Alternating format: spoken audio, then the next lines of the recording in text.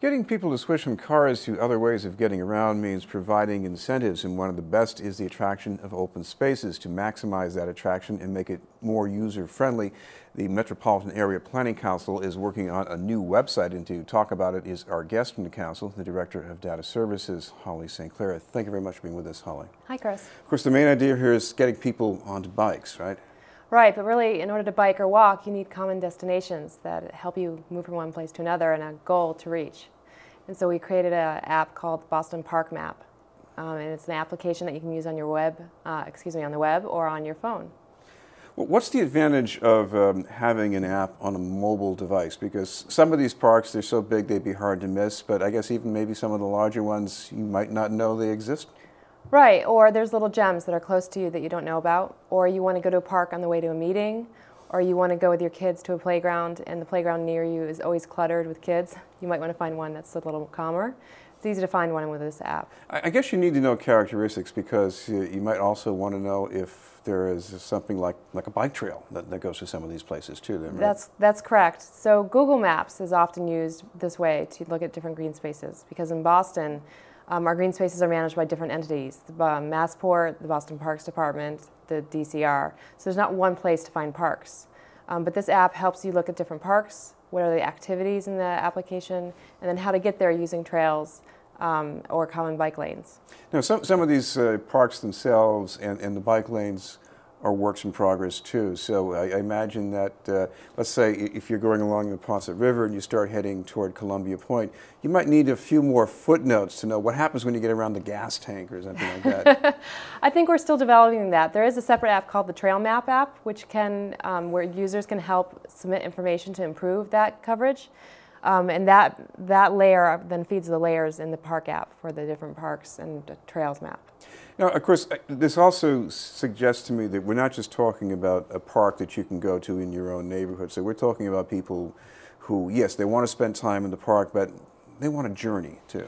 That's right. Often families will go out for a weekend, or if you want to go on a date or meet some friends to play soccer. You know, it's common that students maybe in Somerville want to meet a student in JP and they say, let's meet in the middle and play soccer. Well, how do you figure that out? You do a search, you look for a park in between you using the map, and then you look at what parks have soccer fields. Of course, the other angle here is what this means for some of the providers of transportation. And of course, if you have your own bike, you're a provider. But I guess this is where Hubway might have a stake as well? Yes, the application also has Hubway stations located on it, and T stations and bus routes as well. So you can get around many ways to the different parks, and ferries, if they're still around. So why does the council get involved in this? Because I usually think of the Metropolitan Area Planning Council as more or less trying to plan for things that haven't taken shape yet, and you're dealing with things that have taken shape. We also are interested in putting information out there and making things more transparent and easy to access for our residents. And really, green space is so important to the health of our communities and helping raise the awareness and visibility of parks and green space and the role they play in our communities to help get to physical fitness, help you get out and enjoy and relax some fresh air, meet some neighbors or people you wouldn't commonly meet. They're really important functions of parks, and I think that's important as part of making a really great community. And I guess when you get beyond what's going on with the person who's using that app, you maybe we're sending a message to these local communities that maybe you want to cultivate this kind of space, think strategically about it, because there are all kinds of ripple effects that you can benefit from potentially. That's right. That's right. There have been studies about real estate prices around parks, as well as goods and services that people who ride bikes and end up there in parks are benefiting from. But I will point out one thing. The application is still being developed, and we're going to officially release it in July. But this is sort of a sneak peek for your viewers. And also, we're looking for them to help add more information to the application itself. Well, explain about the process here, because some of the process has yet to happen. So you're looking for people to, how do they actually contribute to this?